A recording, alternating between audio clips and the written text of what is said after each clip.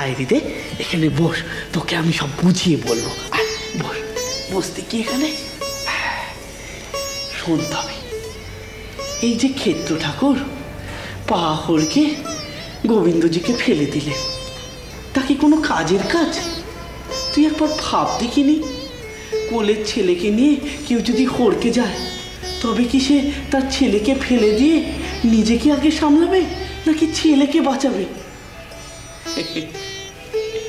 আসলে কি জানিস, আসলে এরা বৈধ কর্ম করছে, তার জন্য ওই মাস কাবারিটুকু পাচ্ছে।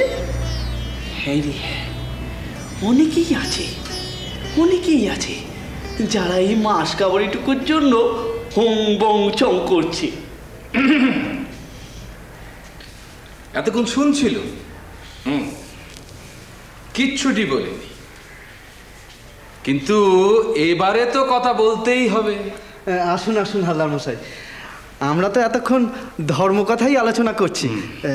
ও ছোট মা, দেখো কে এসছেন। কি গো, চিনতে পারছো না? সেই যে গো সেদিন জানবাজারে সেরেস্তা বাড়িতে চেনা হলো। আরে কালীঘাটের হালদার পুরোহিত মশাই গো, সেজু বাবুর খুব খাতিরের লোক। আরে চিনেছি। আমি ভাবছিলাম আসল কথাটা শুনতে পেল কিনা। শুনতে পাবো না কেন, শুনতে পেয়েই তো এগিয়ে এলুম। কি ভাবো তুমি নিজেকে? হ্যাঁ, এই কালিকা মন্দিরের পূজারী হয়ে একবারে ধরাকে সরা জ্ঞান করছো নাকি? হরিদে শুনেছে আমরা অং বং চং করে মাস কাবারি নি। বললুম না, ঠিক শুনেছে। মামা, ছোট মার কথা ছাড়ুন তো। কেন ছাড়বো কেন? কায়দা করে সেজবাবুর কোলে উঠে যাকে যা নয় তাই বলবে। আপনি রাগ করছেন কেন? আপনি ঠিকই শুনেছেন, তবে আপনি ঠিক বুঝতে পারেননি। বুঝতে পারিনি, ঠিক আছে বোঝাও। তুমি তো এখন তোমার দাদার বকলমা পেয়েছো, সব বুঝে গিয়ে একেবারে বুজরুগি মেরে রয়েছে। বোঝা, কি বোঝাবে বোঝা। ওরি দে, এ তো মহা ভাষাতে বললুম রে। যেমন কর্ম তেমন ফল, সব সময় বলি উল্টো পাল্টা কথা বলো না। আমি তো তোকে বলছিলুম, তা আমি কি করে জানবো উনি এখানে এসে আড়ি পেতে সব শুনবেন? যত সব। তা হ্যাঁ, বোঝাতে যখন চেয়েছেন, বুঝতে যখন চেয়েছেন, তখন বোঝাতে তো হবেই, সে দায় তো আমারই।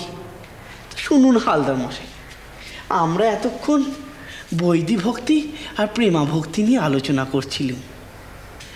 বৈদি ভক্তি হলো এই যে ক্ষেত্রনাথ ঠাকুরেরা যা করেন, আপনারাও যা করে থাকেন, মায় আমার ভাগ্নেটি পর্যন্ত যা করে থাকে।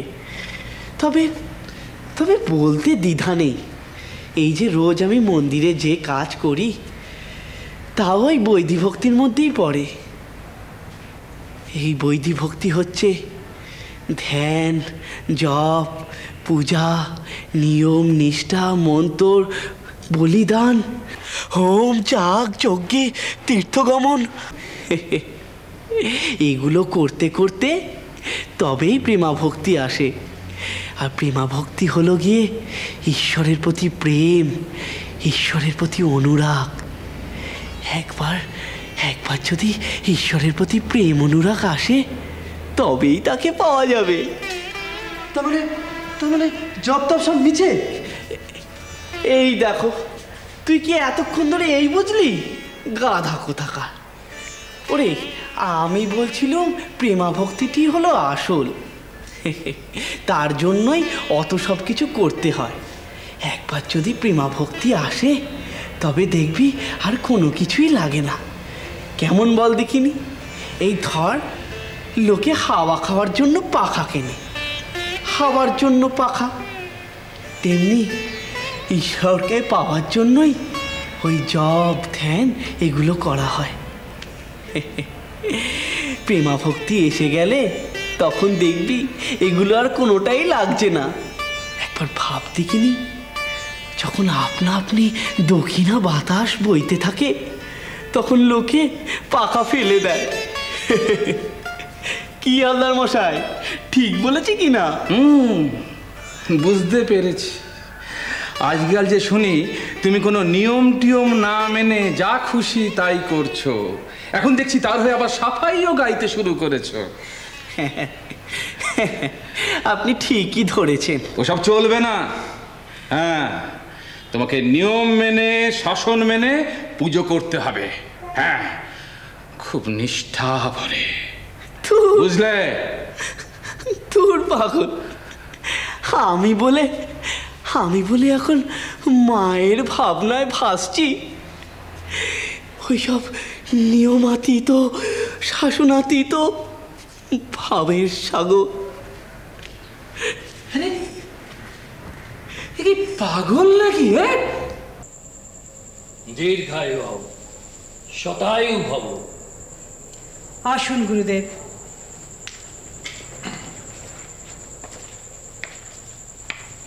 বসুন। বসছি মা, কিন্তু তোমার এখানে বসবার জন্য আমি আসিনি। একটা বিষয়ে মনে বড় অশান্তি ভোগ করছি, তাই তোমার কাছে বলতে এলাম। অশান্তি? কিসের অশান্তি? দক্ষিণেশ্বরে মন্দিরের পূজাদি কেমন চলছে? এমনিতে তো কোনো অসুবিধে নেই, তবে বড় ভট্টাচার্য চলে গেলেন, সেই একটা অতৃপ্তি ভোগ করি সব সময়। শত হলেও তিনিই তো ছিলেন এই মন্দিরের সত্যিকারের প্রাণ প্রতিষ্ঠাতা। তুমি কি তার জায়গায় কোনো শাস্ত্রজ্ঞ পণ্ডিতের এখনো খোঁজ পাওনি? এ কথা কেন বলছেন? না মানে, ওর ভাই তো এখনো কাজ করে চলেছে, তাই। গদাধর ঠাকুর শুনেছি ভারী মন প্রাণ দিয়ে পুজো করে। শুনেছ? দেখনি কোনো দিন? না, আসলে পুরোটা কখনো দেখা হয়নি। বড় বেশি সময় নিয়ে উনি পুজো করেন তো। আমার কিন্তু ভারী ভালো লাগে। তোমাকে একটা কথা বলি, অবশ্য তার আগে একটা কথা বলি, যে এই কথাটা তোমাকে বলবো কি বলবো না ভেবে মনে মনে আমি অনেক টানা হেঁচড়া করেছি।